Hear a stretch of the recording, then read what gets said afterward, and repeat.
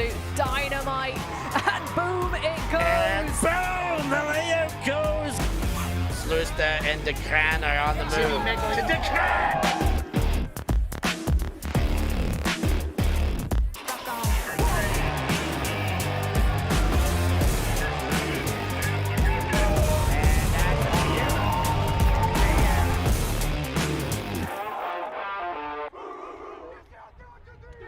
Good morning, everybody. Welcome back to ULTI.TV's coverage of London Invite 2025. We are into our first Open Division action of the day, and a matchup with a little bit of international flavour to kick things off for us here.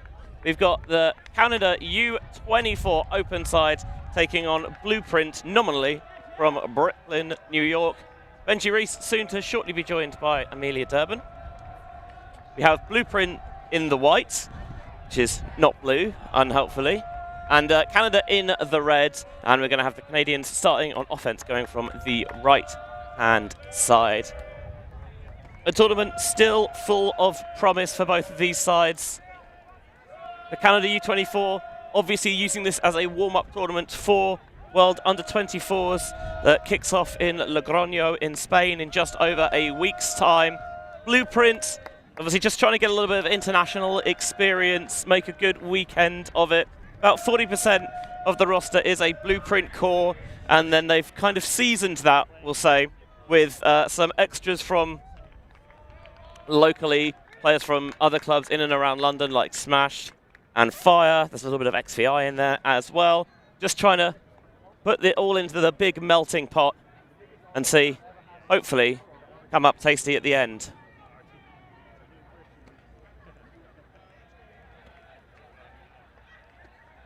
It's going to be Blueprint starting on offense. It's going down the other end. A lot of these Canada U24 players will have had experience internationally, having played through the younger age divisions. We have seen a lot of them at WJUC last year in Birmingham. Canada Open came third and Canada Mixed came second.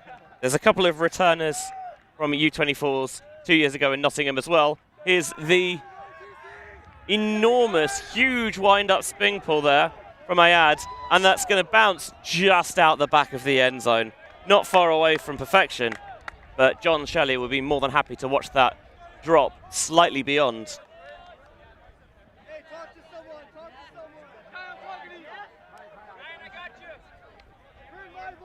Going to take it to the brick mark.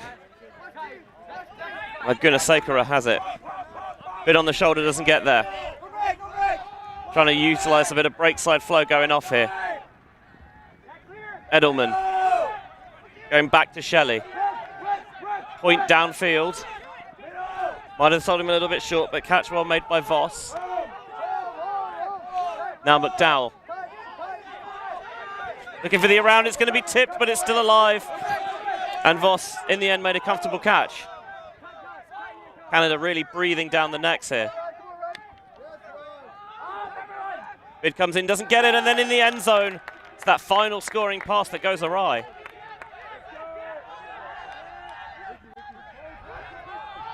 Big shot from Canada's D-line. Has it got enough on it? Not quite. The sideline and the Blueprint defense converges. Walker Frankenberg in the area just to make sure he could smuggle it out of the sideline.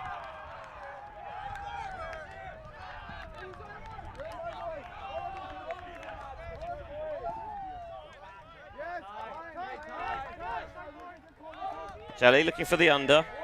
McDowell wants the bounce off, it's not there. Sideline shouting the force loud, the Canadians, and maybe they're just doing enough to unsettle the Blueprint offense. Much less assured possession that time round.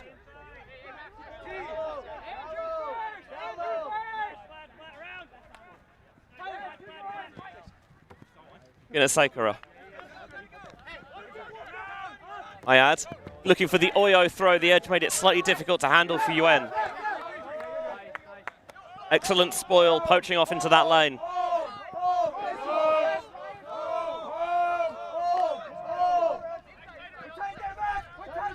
Trying to find some space in the center again. The wind's just deviating that slightly. on the far sideline. Are they able to squeeze it down there? They're now looking for the blade to the back corner, and he is able to keep his feet down and in bounds. And Blueprint, at the third time of asking, will get on the board and take a 1-0 lead in this game. Slightly unusual format here at London Invite. HomeForce goes at 70 minutes, you finish that point. If you are within 1 at that point, then you play a normal cap +1. Otherwise, it's just game over. So you can't afford to let a side get too far into the distance. Walker Frankenberg on the far sideline with a layout score there. Trying to get the fire going for Blueprint, whose white jersey acts like a little bit of a Stroop test, the one where you're supposed to say the colour of the word rather than the word itself, although I guess a reverse Stroop test in that sense, with the Blueprint in red.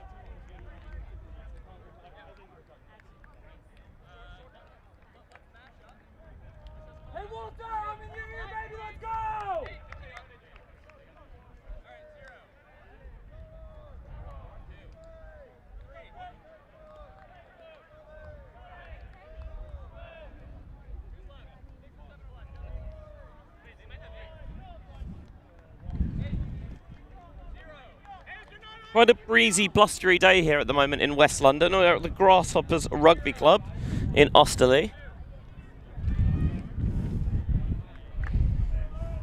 which is not my usual part of town.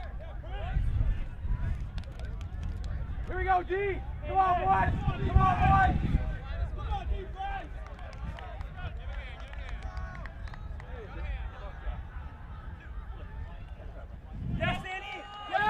The ball from Blueprint, it's got a lot of outside in. Has it got enough to come back in bounds? Not quite.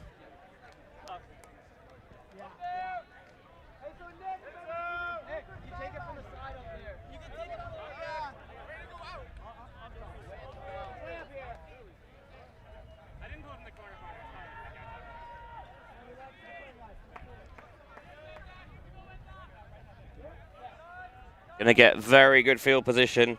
Bring it from the sideline, not far off the red zone.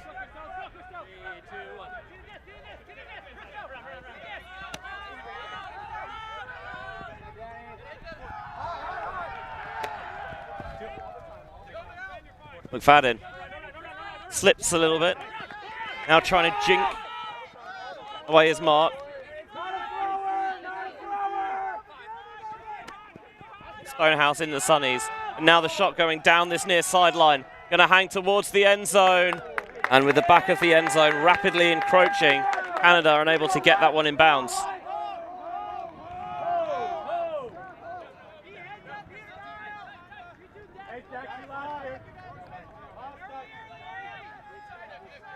So Blueprint's D-line, another chance.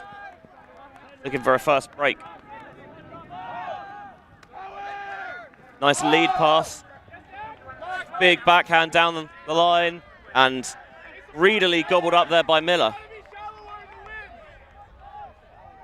D-lines, obviously, you do tend to get a bit more license to shoot.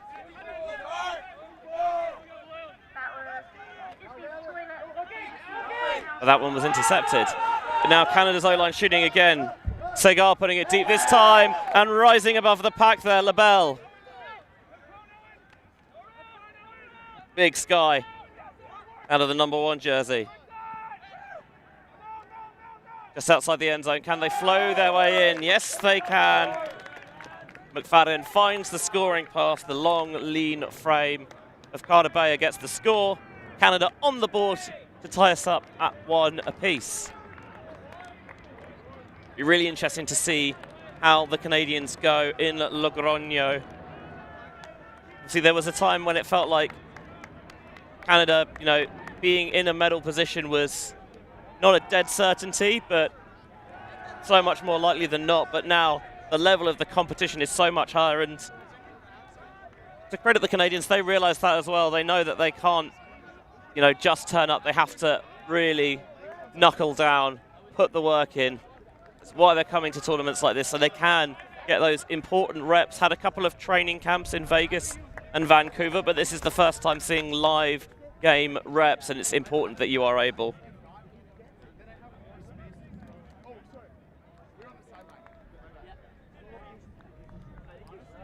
to test out all those things that you've worked on in training.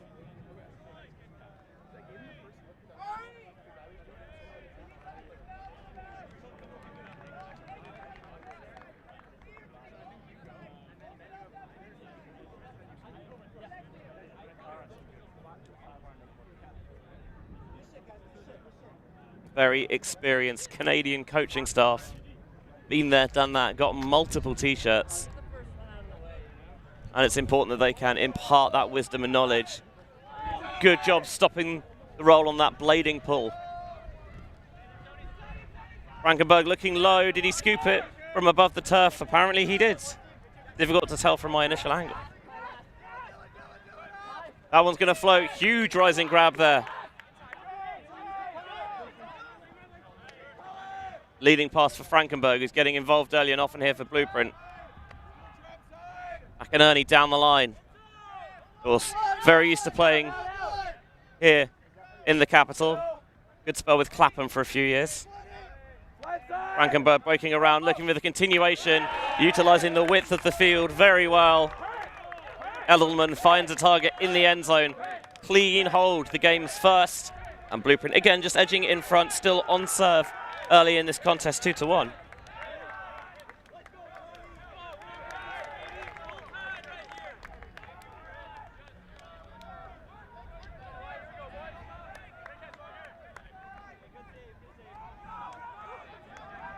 Obviously for Blueprint it's slightly tricky to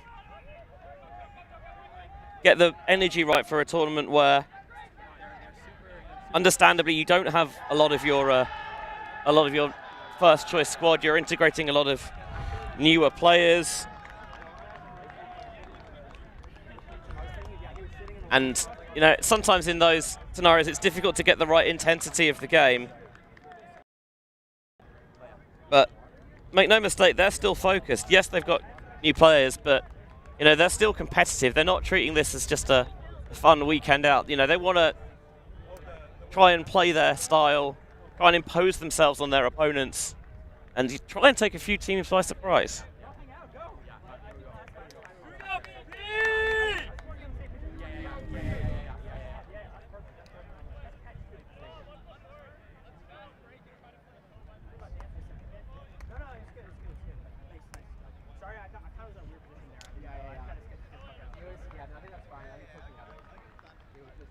The Irishman Jack McNamara, who's got the disc in his hands to pull. The wind is gusting towards the camera as you're looking at it. So good crosswind here. McNamara uses the outside end of the pull, fielded from the floor by the Canadians. Slight bit of sit on that, not a problem. Trying to continue down the far sideline. Faking the huck, but not going.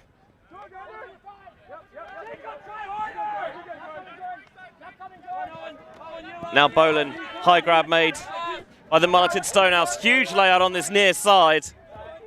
Monster grab there by Petanutsu. And now Petanutsu is just going to clear that one out. Easy reset available, taking it to McFadden.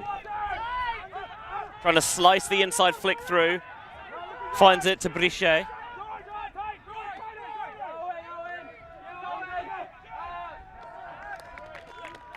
And swinging around Canada with a clean hold of their own.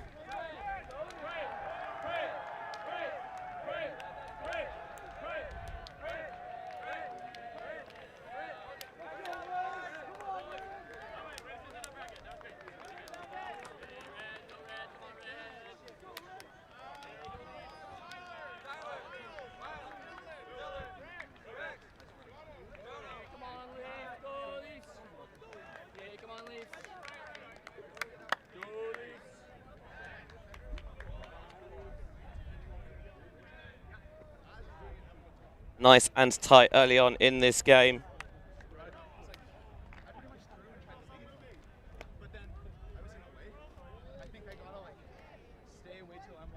Be interesting to see if the first break of the game comes, who's able to get it and whether they can kick on from that position.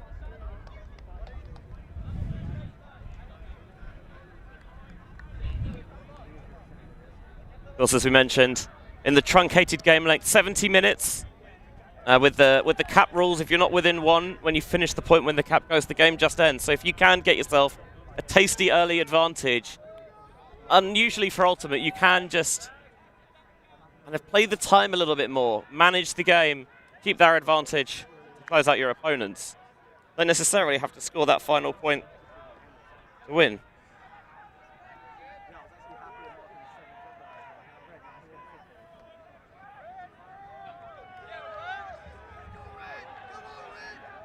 Another huge pull from the Canadians. This one might well drop in bounds and does. Choosing to field from the floor. And there's a wave of red shirts already in the end zone looking to pounce. So far, Blueprint unfazed. Trying to work against this Canadian zone. And they're going to get a little bit of a freebie there. Colin McDowell with the drop. But trying to keep the pass count high, test the patience and temperament of Blueprint. That seemed to work. McDonald with the around break. Wong, and then the high release from Rex Yuen, who is a hell of a player. Got such a wide toolkit, and they're utilizing his length and wingspan to pop that one over the mark. And the first break of the game is going to go to the Canadians, taking a 3-2 advantage. That was a nice, smooth D-line possession there. Wong, that throws a little bit behind, not a problem for Yuen, using his length well with the adjustment, and then just so casually with the offhand pops that one over the top for the score.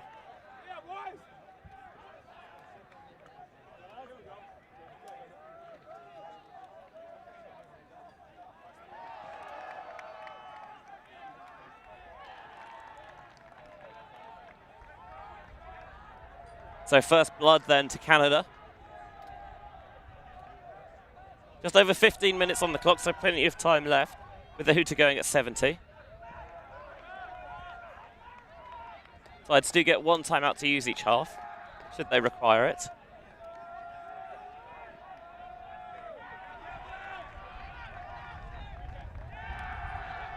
Full 4 open division games going on at the moment.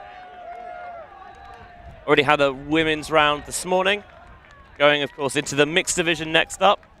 First chance to say the World Game Team's in competitive action after Free Friendly Friday yesterday. Hopefully you all enjoyed that if you tuned in. If not, you can go back and watch them on our YouTube channel. Just click the live button and all our previous live streams are there for you in prosperity and perennially.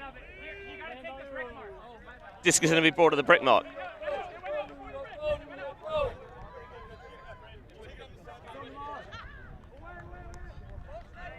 Lightman Nimi is going to take the little pop towards the far side for Turville. Fakes downfield before going in the backfield. Now big gainer downfield, incomplete.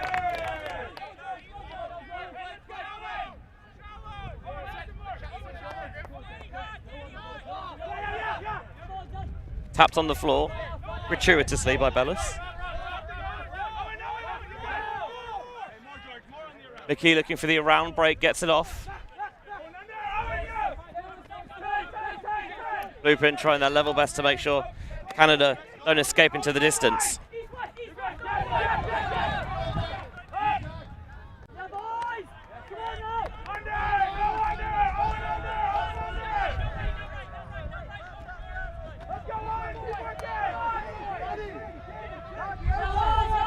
Faked by Bellis. Has to go into the backfield. Disc with enough sit on it to allow Gunasekara to come underneath. And now looking for the ambitious break around. Doesn't quite sit up long enough for the catch.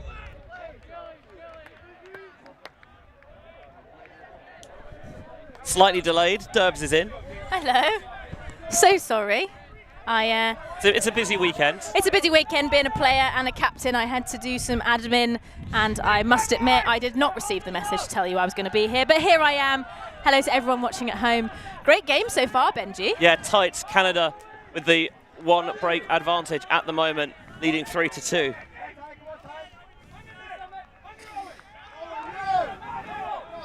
And looking for another break here. Offhand, backhand into the gut. Everything being very handler and underdriven. I wonder at one point they try and stretch the field a bit more. Ooh, right off the chest of Gunasekara. Gunasekara throws the hat then in frustration. Every time I've seen him previously, he's been so reliable, but even the best of us make mistakes, and that mistake was capitalized on quickly by McCall. Did well to intercept.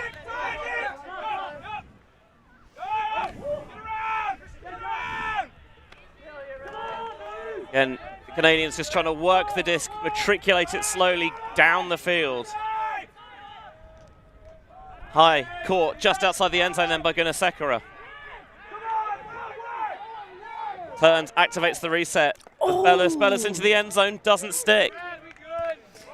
So I've rolled on over and it's all gotten a little bit messy. You see a timeout being called by Blueprint there. Not sure how I feel about the positioning of that timeout, calling it right on the front of their end zone. Yeah, it does give you the time, I guess, to set something up. Usually not the biggest fan of in-play timeouts, especially when the disc is already dead, because it gives you a chance to maybe get things going in motion. You can get players moving before the disc gets checked in. But I guess the one advantage here is, you're right, things had got messy. They started the game relatively cleanly, but things have degenerated slightly during this point. So an opportunity then for both sides to take a breather. We shall do the same. First round of Open Division action at London Invite 2025.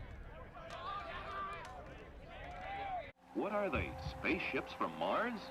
No, they're Frisbees.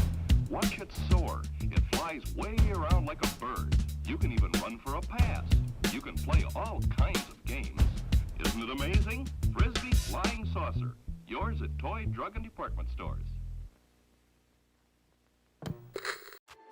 Shopping Zillow and need a trusted resource for your real estate questions? Want to check on loan pre-approval? Reach out to HomeForce, an all-in-one home buying service engineered for ultimate players, fans, and friends. The HomeForce team provides services in real estate, mortgage financing, insurance, and much more. No pressure, no commitment, just trusted advice.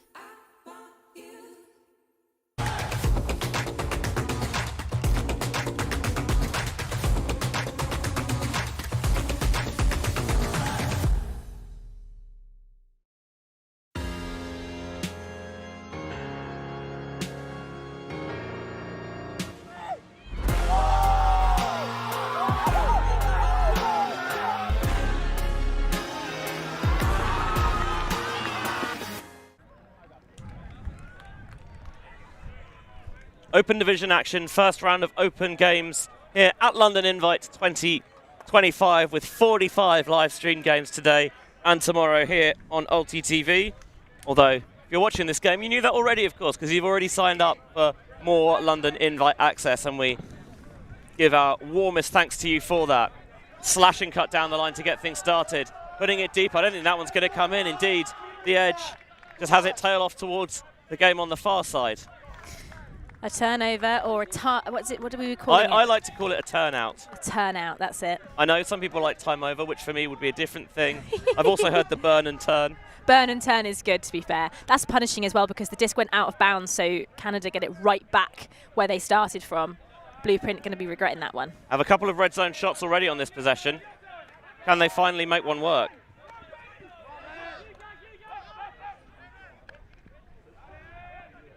Trying to flow their way in. Can they get the little squeezer? Or maybe caught Gunasekara slightly off guard. These long points can be quite difficult for players to really be able to focus and lock in because the adrenaline rises so much during these long possessions that teams start to play a bit scrappy, and you can sort of see that happening now with a plethora of mistakes from both Blueprint and Canada. Probably not their best work. No, it was strange because the game started relatively cleanly, but you do often see this where once the first turnover comes, another one comes, and then it's difficult for teams to get back into rhythm. This is going to be a tough shot to catch, and Jack McNamara does just enough. I don't hate the idea there from Canada because, again, you are stretching the field a little bit more. If you put a couple of those up, even if they don't connect, you just put more of a threat in the defender's mind, and that time, what a threat Gunasekara was. Great layout D there. Denied. 3-2, 24 minutes on the clock. It's a long point. Leading backhand to Bellis. Might take another reset here, does. Again, just trying to drive it through the handling core. Healer. Just about shovels that away. Ayad into the backfield. Must say, Blueprint's red zone defense has been superb. Continually force the Canadians back.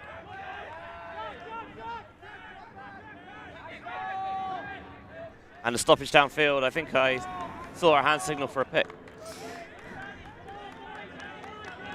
Feel like Canada could be maybe a little bit more assertive in some of their movement downfield. Yeah, you see Blueprint just kind of sitting off their player a little bit in the end zone and almost clogging up the space with their bodies rather than being tight match.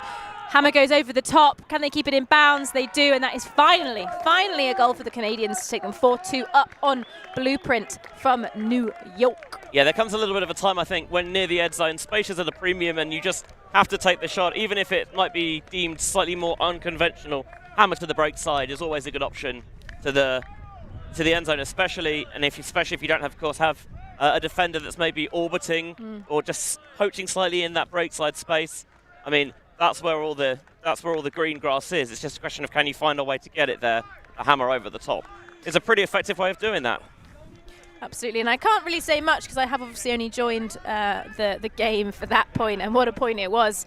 Be good to see both teams kind of sharpen up now and really put out their best work. Weather here today, Benji, I'm not sure you've spoken about it. Yeah, it's breezy again. Not quite as hot as yesterday, mercifully, because when Free Friendly Friday started, just after 3 o'clock, it was very warm, especially on the artificial grass, field 1 towards our left-hand side. But yeah, we're out here on the lush natural stuff, and I think generally players prefer to play on real grass. Although for U24, for Canada, I think actually it's good practice for them to get the feel of playing on the artificial surface, because all the pitches in Logroño in just over a week's time are the Rubber Crumb 4G. I think I am perhaps the anomaly in Ultimate Frisbee players, as I personally really love turf over grass. I think that you just play better. I think it's softer, it's less dirty, great movement. I do not like playing on turf or grass or beach or indoors. Beach is obviously the best. But speaking of the best, London Invite, we are here with the best teams in the world. We are indeed. Across 3 divisions, first time London Invite's had 3 full 8-team divisions here. So it really is the best of the best from the UK and worldwide at this event. Prize money on the line as well. Sure, the TDs will be looking forward to handing out a big novelty check at the end of it, as that disc comes out of the hand wrong immediately. Blueprint by a bid, and is still down on the floor and might have to take an injury here. Yeah, you see him clutching his ankle. I'm not sure whether something just gave way there. You can see it again in the replay. Goes down to catch the disc, and I think perhaps the ankle just kind of crumbles beneath him like a bit of a paper bag. Up and walking, just looks a little bit sore, but thankfully nothing too serious, we hope. Yeah, Andrew Edelman will be helped to the sideline.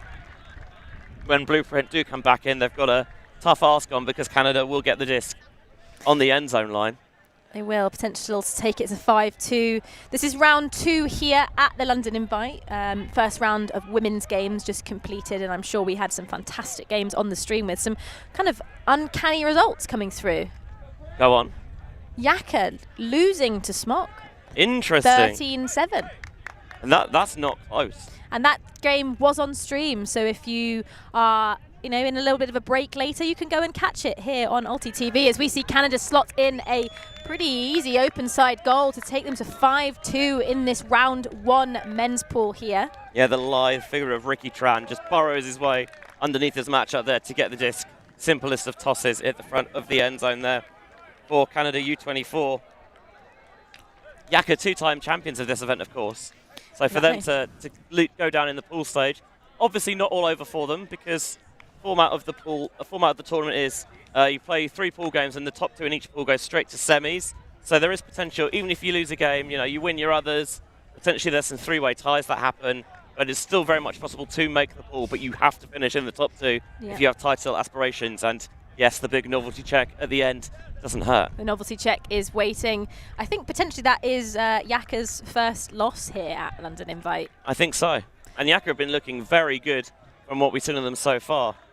Falling to Iceni at Spring Tour, but rose to the occasion at Tom's tourney, coming second to a very, very strong Route side.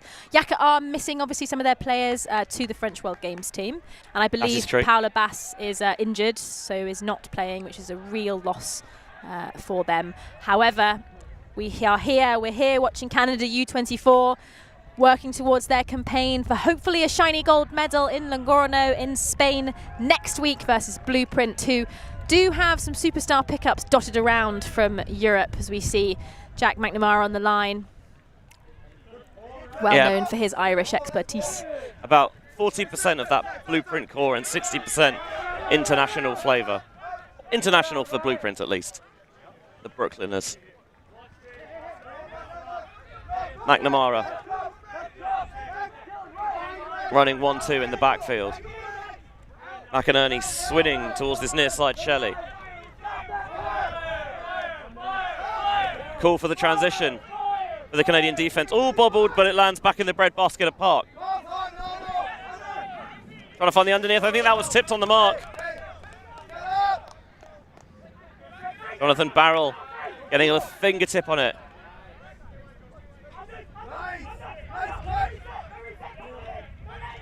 Canada being trapped tight to the sideline, are able to find the reset.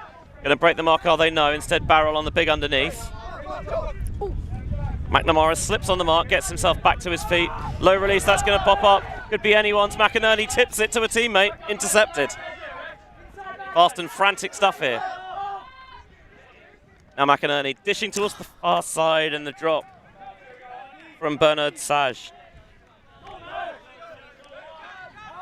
High disc in the air. Yeah, Rexy Wen really steps into the inside flick, wrenches it deep, a sky ball, and the defenders do enough to make sure that it hits the floor. Don't know if they got a hand on it or just prevented Canada from closing the grip, but it was enough. Wind picking up, and it is making things tricky. As you've seen, more errors from both the throwing and catching side than you might be used to. Low to the ground, Wibblesman with his hands underneath it. Thought about a temporary flip of the grip, but shelved from Voth. Can they force it down the line? Thought they saw the option, but McInerney unable to come up with the goods. Benji, do you know why Blueprint are here? Because I can tell you. Presumably it's because Ian played for Clapham for a few years. I think so, but also last year at the Elite Invite when Clapham were decimated by James Mead's wedding, Max. I'm not sure of the last name. We can take a look on the roster. Came over and helped them, and I think this is the thank you for Max. So hopefully they're looking for the gold medal. Layout from the Canadian player, but Blueprint back on offense. Creative push pass, love to see it. Yeah, trying to utilize the wind a little bit there rather than fight against it. That one, the undercut, always there from the explosive figure of Miles Wong. And Canada taking an opportunity to call a timeout of their own here. Again, really trying to put their foot down already with a big advantage over Blueprint. We'll see if we can extend it when we return at London Invite.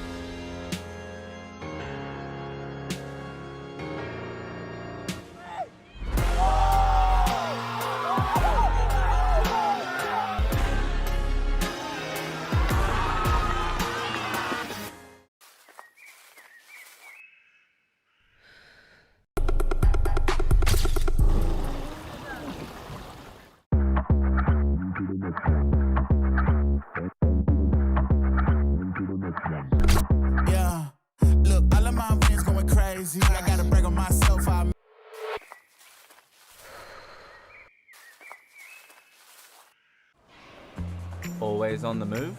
You can keep up to date with ULTI.TV on all of our social media channels. Like, follow, subscribe, share us with a friend, or send us a message just to say hey. Thank you for supporting us in our mission to grow Ultimate everywhere.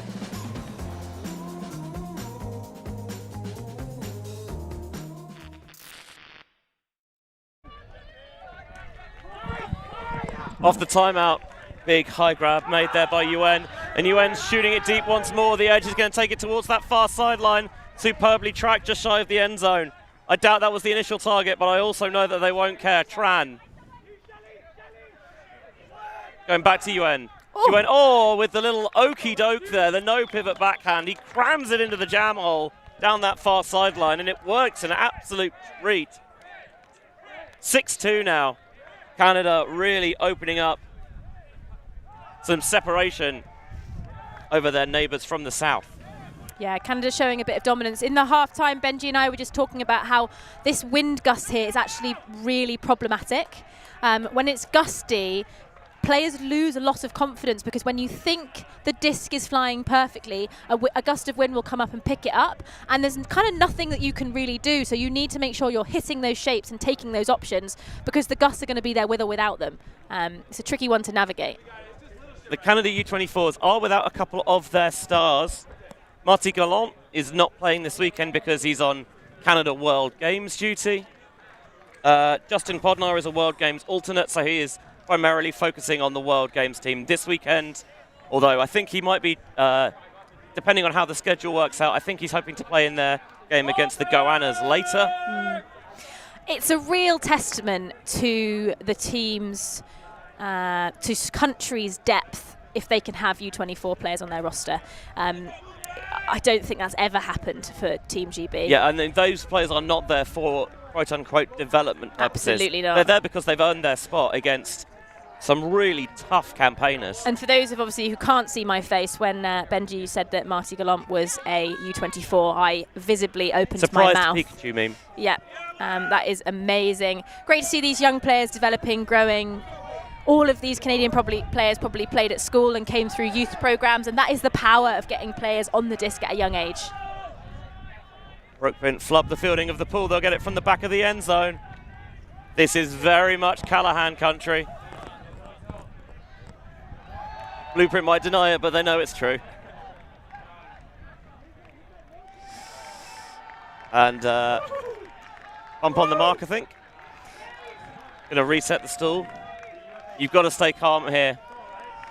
This is the worst place to have the disc, especially... It's not great. Especially when it's gusty. I just mentioned about you need to play your system still. You need to take on the throws that you would normally do and just kind of hope for the best that the wind dust doesn't get it. You'll see so many teams here be afraid to hit the brake because they're scared it's going to pop up. You'll see so many teams here be scared to hit the open side because it's difficult. Yeah, or alternatively, what you see is teams, you know, they have either tend to do it with two ways. One is everyone goes deep and there's no support. The other is everyone comes under so that you've always got an option and it just crowds space. But Blueprint, to their credit, have held firm. Big wide swing from Hudson. Oh, it's Christian Turville. It is. It's like spot the European on this team. It's great. And the option through the centre, I don't know whether Rusa was expecting it.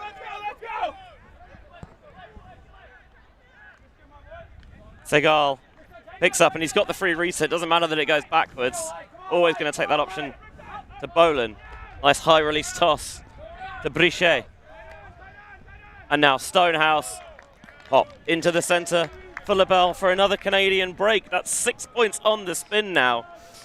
Yeah. The team from the Great White North. Canada are playing with a lot of tempo and a little bit more confidence than Blueprint. I think all of Blueprint's throws are good. They're the right options, but there are a lot of drops and bobbles and misconnections, and I think that's just because they're not playing with as much gung-ho and gusto as this Canadian side. It's really nice tempo as we see in the replay here. Players pushing laterally, slashing into the middle to make space for each other, staying wide. So when you do put a disc out and it is an option, it's a lot easier to hit because you haven't got just bodies being in the way. I mean, this is, yes, it's U24 side, but there's still a lot of international experience. So many of these players have come through. You know, we'd have seen them in Birmingham last year at WJUC, a couple returning from U24s in Nottingham the year prior. And if you look at, you know, how Canada have performed, You know, U24, sometimes they found that a little bit tougher sledding, but at U20s last year, bronze medal in the open division, silver medal in the mixed division, and although it's not applicable to this game, the women's side came away in a 4th place as well. So a bit more of a return to form. You know, the days when Canada could turn up and waltz into a semi-final are gone. And to that, and as I mentioned earlier, again, they know that. They're well aware that the quality is better and better, and they have to really apply themselves. I think that comes with Frisbee just getting bigger and bigger, and it meaning more yes. as well. Countries are wanting to invest in the sport because it gives young people the opportunity to travel the world and play at a high level, which in a lot of sports where there's simply just more people, it's not possible. Woo, nice throw. Huge deep shot there from McInerney going towards the back of the end zone, and you can see there just trying to sit that one on the wind, and it kept going and going and gone. And gone indeed. That would have been one for the highlight reel. McInerney was a kind of stalwart on the Clapham D-line, played for them for maybe 2 years before moving back stateside, and I can tell that they miss him. A lovely man, a lovely, lovely man. Yeah, very friendly. Obviously with Blueprint integrating so many Europeans, they did not have their roster numbers sorted before the game, but thanks to a little bit of roster bossing, they got that sorted out nice and promptly, so very much appreciated. Thank you very much. I add now, we've seen with those electric pulls, lovely floated break into the centre for Bellis. Now McKee. A lot of big physical specimens on this Canadian side. Just trying to motion players out downfield. Sitter into space. Healer looking down the line. Le Marat. Lovely slicing shot, and then trying to sit that one over the top. That's a beautiful shot out of the hands of Gunasekara, who just got the perfect sit over the centre to Kai O'Donnell for another Canadian break and the 8-2 lead. Yeah, that was really nice from Canada. I was going to make a comment about how Blueprint were doing a really good job of making it look very difficult for Canada, but Canada sort of fell into step and just matched that intensity that they were giving on defense. They were making very, very big shapes, and everyone was stacked quite deep. But when you're able to make massive unders like that, it does open up the deep space, and that's what you see there. Just a pretty easy goal from a bit of a miscommunication or just so I think acceleration. Just trying to poach into that danger space and say, look, if you back yourself to fit this floater over the top, go ahead, because it's a tough throw, especially in this wind. But they decided, you know what, actually, not a problem. We've got that throw. Let's take it on and nail it as well. Half-time here at London Invite. Open division action first of the weekend. It's an 8-2 lead for the Canada U24s. Don't go away.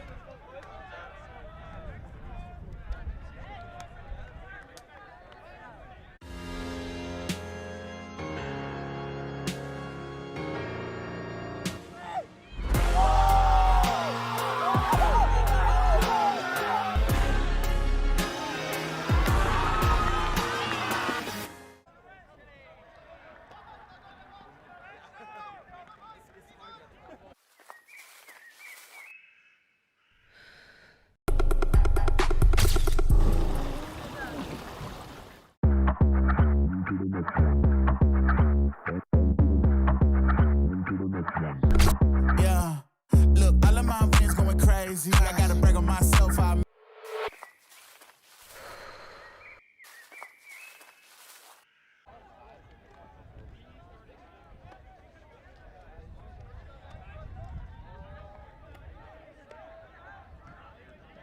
Canada with a big advantage at half-time here at London Invite over Brooklyn Blueprint.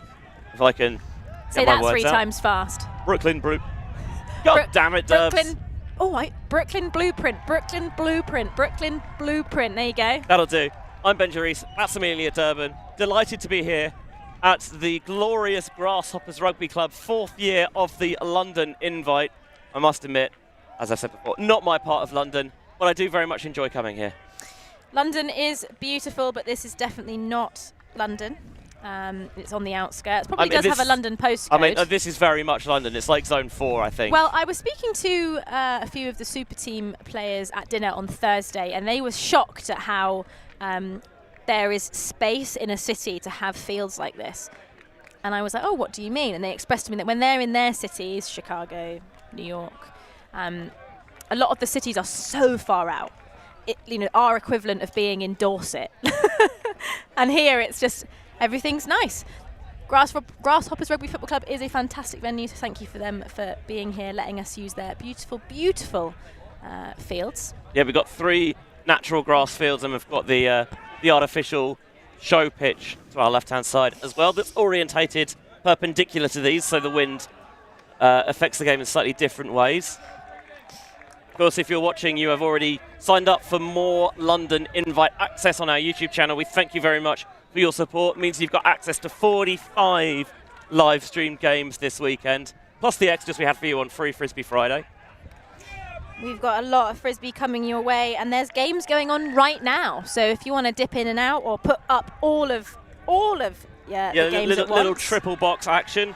Certainly, I wouldn't blame you. You've got Clapham versus It's No Good, and Chevron versus the Aussie U24s, the Goannas, going on at the moment as well. Next, we're into our first mix action of the day, and you have your pick of USA, Germany, Super Team Canada U24s, and Australia versus France. I'll be honest, good slate of games, as they all are here at London Invite. Yeah, we've had a bit of a crazy set of women's games this morning. This is obviously round 2. So for those of you who don't want spoilies, I would just in your ears. Just mute yourself for just 1 second. We had Iceni versus Spice, with Iceni taking the win. We had LMU versus the U24 Australia side, with LMU coming out with quite a convincing win over them. So far, I think so. Chalky, good word. And we had Bristol Women, my side. We took the win on Dublin Gravity quite comfortably. And then, of course, the biggest upset, Yaka versus Smog, with Smog coming up on top. Smog are also here with, I believe, I walked past them this morning and they were joking, saying that they've got 14 3/4. I believe one player is a quarter injured. That's a play. I'm sorry, I'm not having that. I think when you do come with a small roster to these tournaments, you do often find yourself kind of in a new, the only way I could describe it is a bit of a new universe. This is like me saying I've got like 3 3/4 cats. No, it's 4 cats, even if they've got bits missing. Doesn't work like that. If you're playing, you're here. We can't segue into cat talk. Benji and I, big fans of our cats and big lovers of the feline family. Any of you who have watched the various kind of ULTI.TV teasers, actually, I think generally the cat caboose done a very good job of getting out of shot, which I must admit is a surprise, because normally when I sit down at the desk, they're all over me. Yeah, my cat she's not a desk cat. She likes to sit near me, but not on me. Nice. At the moment, Canada are the cats that have the cream. 8-2, big advantage here over Blueprint, with the truncated game format as well, provided that you are within 1 when the hooter goes. You do play normal cat +1, but if you're further in front, you finish that point and then game just ends. So at the moment, Canada, with time ticking away, 70-minute games, obviously the win is not secured, and you want to put your pedal to the metal, full throttle all the way through, but they are in a very strong position. It's really strange it ending when you are points clear. So in my game, Gravity scored the last goal, even though we had won. Feels bad. They can't really celebrate. We can't really celebrate, and you just sort of go, all right. Good game. Yeah, it's so unsatisfying. And one of the best things about the sport, IMO, is the fact that you do have to score that final point to win, and it does mean that you do get those big monster comebacks where teams can't quite salt it away, and then all of a sudden, slowly but surely, this monster looms its ugly head. Think about some of the great comebacks we've seen. Russia over USA Women's on the beach in 2017. Seagulls over Cosmic Girls, that was essentially Russia at the first EBUCC in 2018. Ultimate is littered on the backs of those comebacks. Comeback games are the best games, and we're going to be hoping that Blueprint are able to follow that. Yeah, 8-2 here. Canada receiving to begin the second half, though, so chance to go further in front. Segal trying to get this handler motion going to drive the offense. Boland coming up line. Boland ripping it as well. A soaring deep shot for his favourite target, Bayer. McNamara got a piece of it, but I think was looking for the quick pick up there, Blueprint. He also got a piece of Bayer as well. And the foul is quickly accepted. Yeah, some good spirit there for McNamara. Bayer, front of the end zone line. Boland to Bayer was a big connection at U20s last summer. Petanuzzo had that sick layout earlier in the game. Now Boland going towards the break side. The lefty Miller fakes finds the force through. Bayo once more good in the air, but also really sharp in the small spaces when he needs to be. Canada just extending their advantage ever further. 9-2 now the score. Pouring it onto Blueprint a little bit here. Yeah, Bayer kind of really starting to stand out as a bit of a one to watch.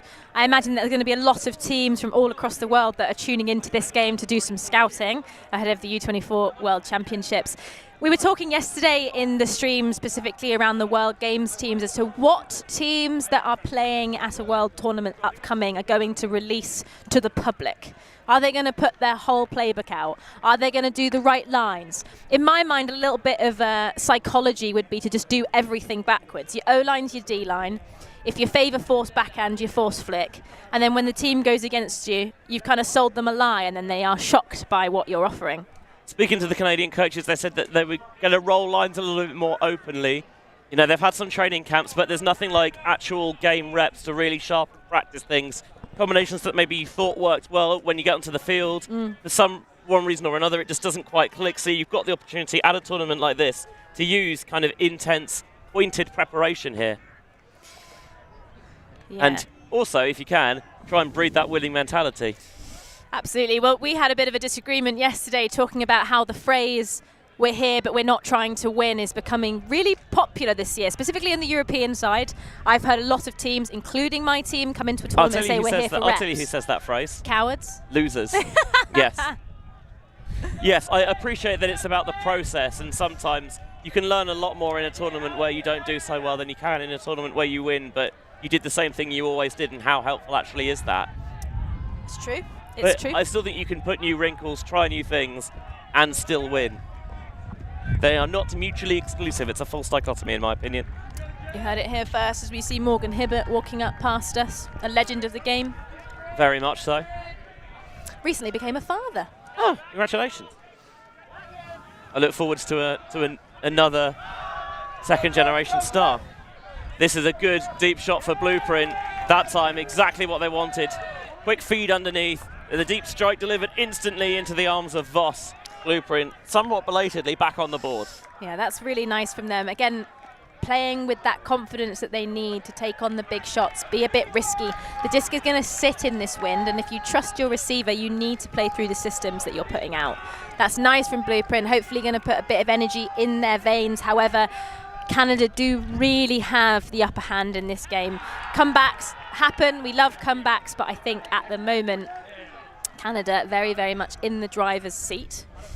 Looking over the field, though, I can see Bropen playing Ranelagh. That game is not on stream. Looks like Ranelagh just took half 8-7. I think that's absolutely right. So that is a close game, and that is a bit of a European matchup. Do we know if those sides are counting this for the EUCS? So Bropen definitely are. I'm unsure about Ranelagh. I know that the tournament organisers did try... It is EUCS certified. Yeah, so EUS certified, and they tried to adjust the pools to reflect the teams that were ranking. I so see. If you were here EUS, they would favour you and give you a team that was ranked. So, for example, in Bristol Women's pool, we've got Smog, who are ranking it, and in LMU's pool, I believe that they have Spice, who are ranking it. So there's a fair distribution of games coming out here, because obviously you need to have 10 games, for those who don't know, to qualify for Euros, and then that goes into an almighty algorithm, and it kind of spits you out at the end with a position. Yes, of course. For these two teams, it doesn't matter, with two sides coming from across the Atlantic. The Canada U24 is in preparation for the World Under-24 Championships in Logroño that kicks off in just over a week's time. So they're off to Madrid when their weekend's all finished. They're going to hang out and chill there for a few days before getting the train up to Logroño. I'm not jealous, not at all. Not jealous at all. However, what I will say is the temperature in Spain next week is due to be 40 degrees. And on that rubber crumb, I fear we may lose people to melting. That's going to be so important, is making sure everyone's at full fitness, managing players properly. You know, sometimes players that can be their own worst enemy. You need to make sure that you're controlling who's getting enough reps, who's sitting when possible.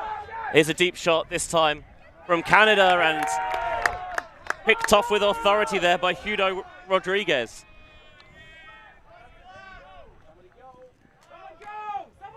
Brooklyn Blueprint in there.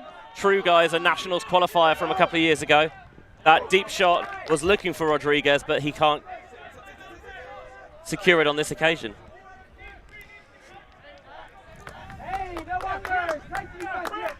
Blueprint. Hear the call, no unders. Let's see if they deliver. Yeah, for Blueprint, they were one of those teams that played spoiler a couple of years ago in the series, pinching the third bid.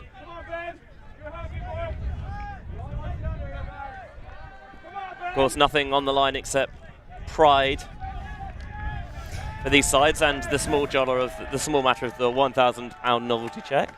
I think, honestly, for me personally, it's not the money, it's the check. It's the I actual want big novelty to check. hold the check. Oh my God, it's always been a dream of mine. I have held a novelty check. Have you? Yes. That's nice. Not for me, but it was still glorious.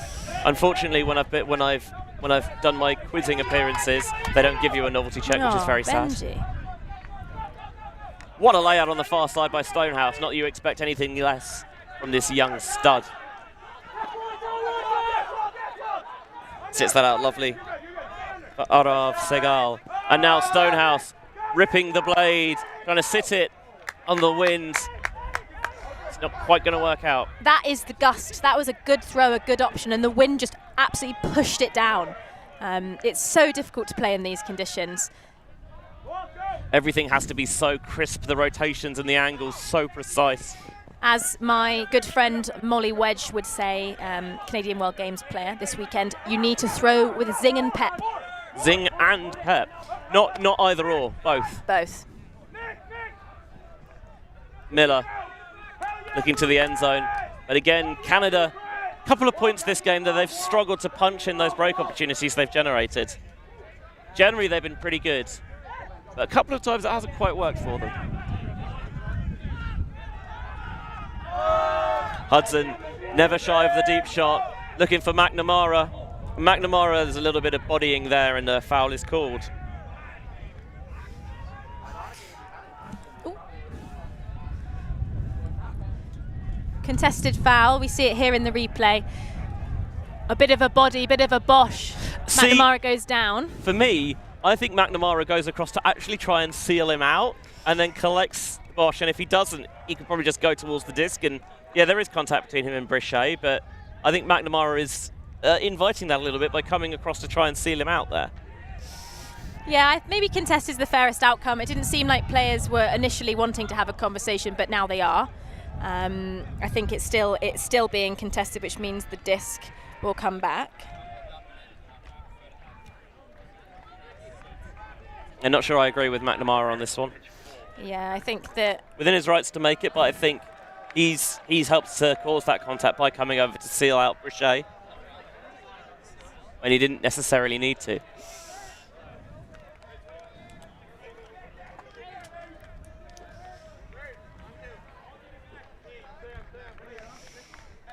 lots of talking, lots of pointing. Everyone's trying to set up in the right positions as to when that throw was gone. Just whilst we have it, Ranelagh not ranking against Bropen. Thank you for your research. My pleasure. Fisherman, oh, that was awkward, but Rusa just about gets underneath it. Wind really gusting. Defender flashes across the space, doesn't get there, and now is out of position. Can Blueprint find it, trying to toss it up over the top? Oh, one more pass might do it. Oh, they just about get away with it. That's a Blueprint break, their first of the game, but it was certainly harum scarum. That's like a highlight reel, but like the opposite of a highlight reel. It's like good but bad. Low light. Goodish. Funny.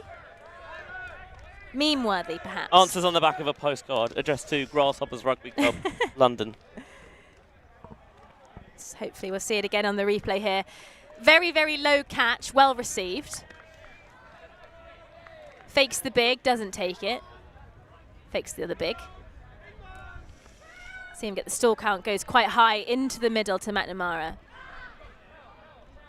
Good bit of tempo, and here is where it starts. There's the push pass, goes down to a knee, gets up, throws a weird throw, swats away, and then bada bing, bada boom. There's two of them there, they catch it. There's a phrase that people say sometimes in situations like those. Tell me.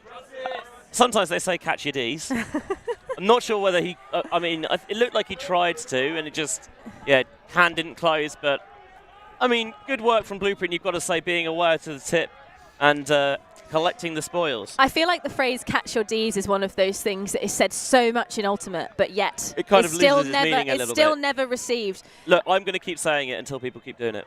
I think when you're just absolutely gunning to get a D and you go up early, There are your some hand times just that you goes, don't. it's SWAT time. There are some times when it's the very end of your reach, and you could say catch your Ds. It's like, well, if they're laying out with a fingertip, how are they ever going to catch that? Sometimes it comes at you so quick and so fast, you don't necessarily have that reaction time. But you just need to kind of drill yourself into the habit of whatever happens, if the disc is there to be caught, always catch it. Yeah, and we're coming up to the final 10 minutes of this game. Games obviously go to 70. It's 9-4. If Blueprint are not within 2, the game will be over regardless of who scores. It's not possession. The point does have to be completed, which means we won't see any of this weird arguments as to whether it was unspirited to drop the disc or not.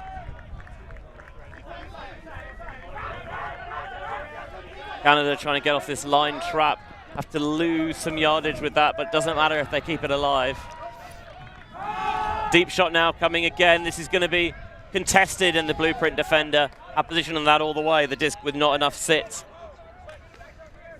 Blueprint trying to fight and spark a late comeback here.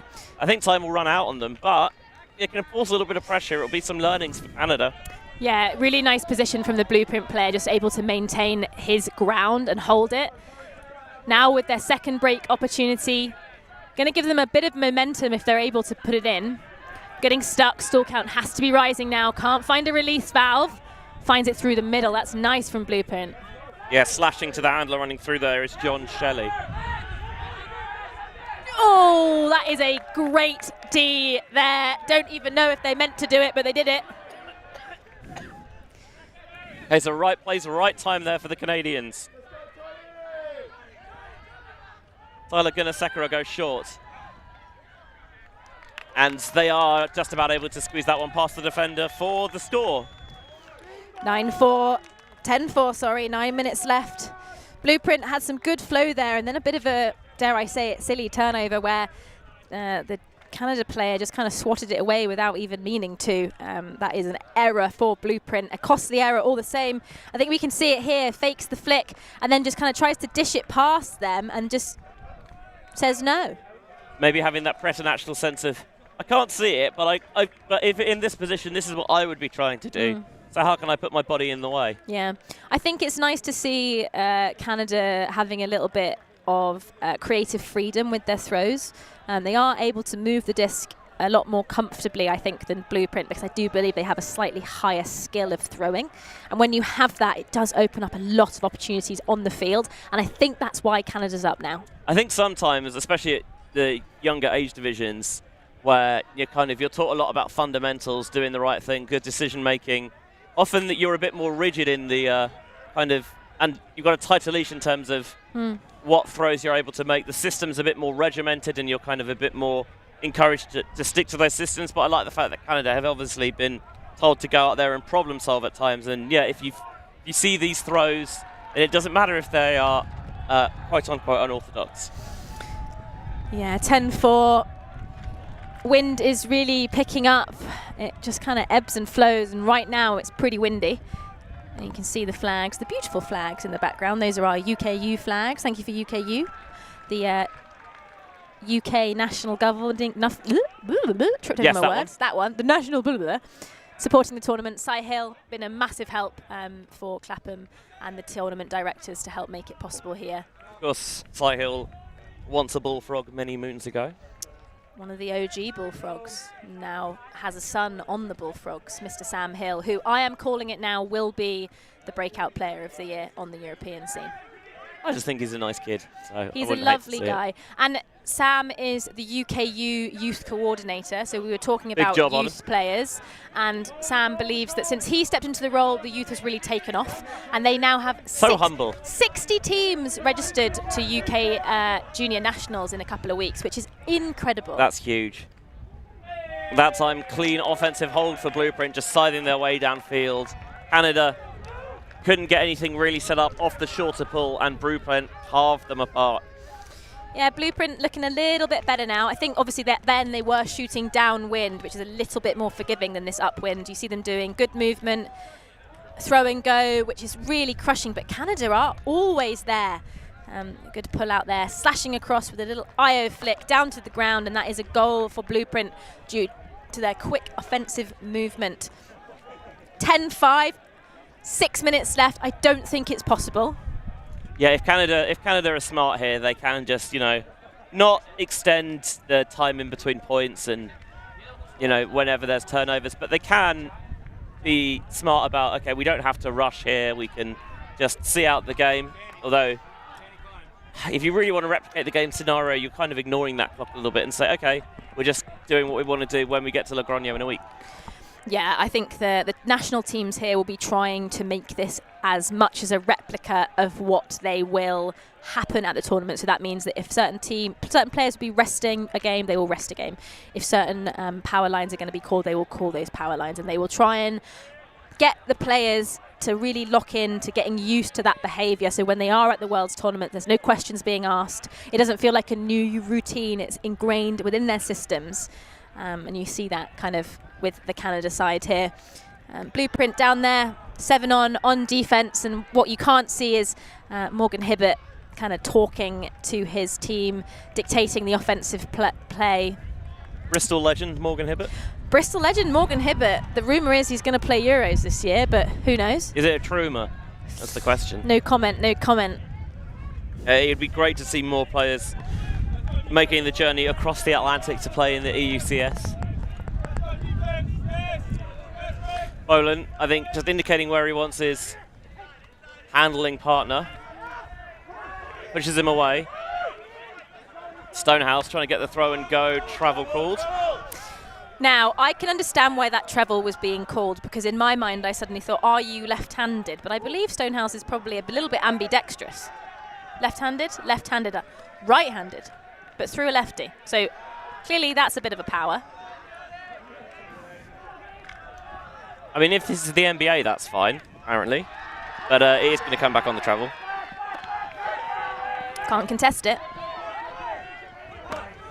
Miller now to Tran. Tran looking for an option, finds it.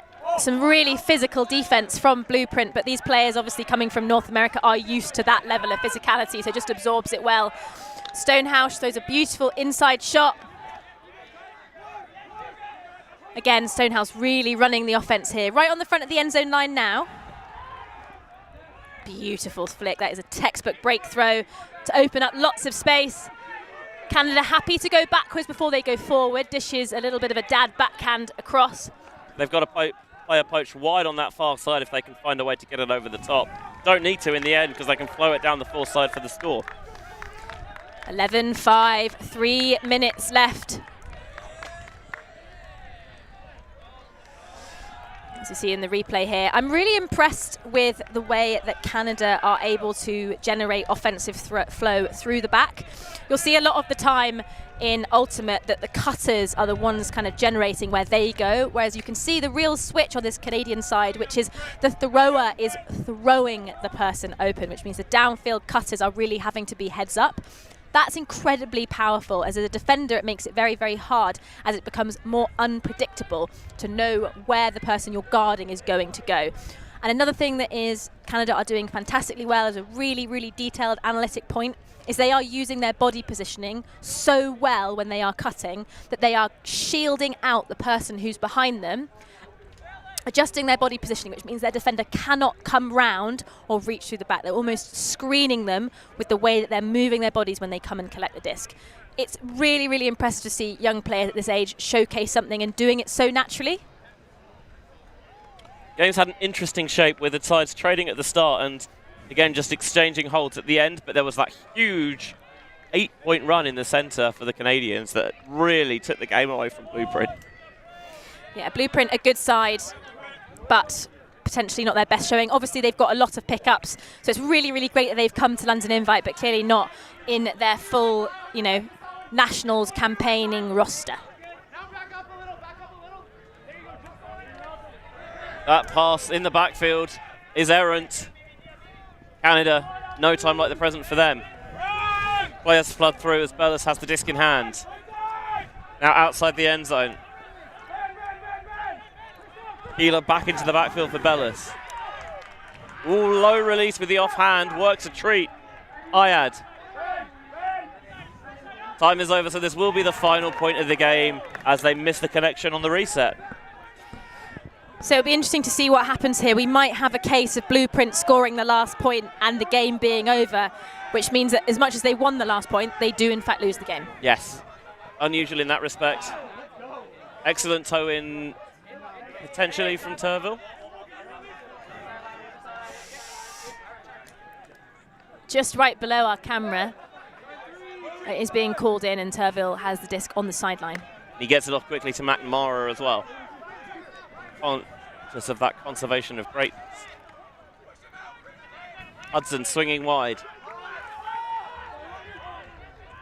And Marshall underneath potentially towards the end zone. Not on that occasion. Layout D, not sure if it was needed or whether they got a touch. You see it here again, let's watch it. Flick Huck goes. Oh, doesn't manage to get a hand on it, but the pressure's enough to kind of spook the receiver to change the direction. Canada then with a chance to break to take the win. Game is over, regardless of what happens. Will be a Canadian win, but you always want to finish on a high. That's not potentially the way to do it. The short field turn is quickly punished by Blueprint, but that is going to be a Canada U24 victory with the 11-6 scoreline. Just that big run in the middle of the game, able to take things away, Derbs. Able to take things away. I think Canada are going to be coming with a lot of confidence into their U24 campaign next week, and we wish them all the best.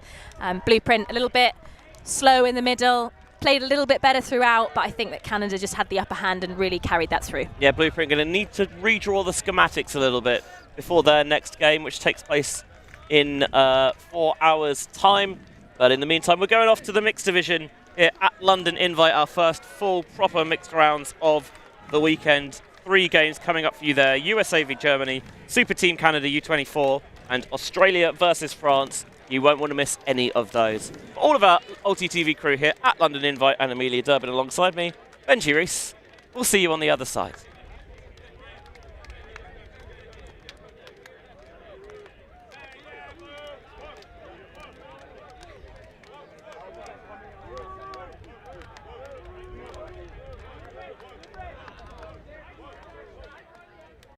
Thank you.